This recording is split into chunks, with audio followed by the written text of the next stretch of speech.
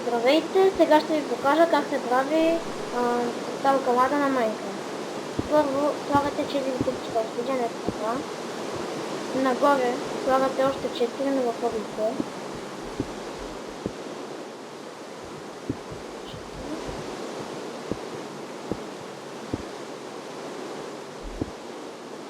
И после ги свързвате. Слагате едно купче обсидиан отвътре и се получава талкалада, който може да пиете.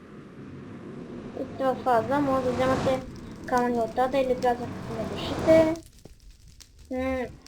Биете се с зомбита, с крипъри понякога и в ада по-често гори огън. Има много лава. Това е като съвет. И вече се връщате във вашия свят. Може да махнете крайните купчета на портала, ако искате. И ето, талкалада. Следващия път ще ви покажа как се прави фонтан. И виждаме.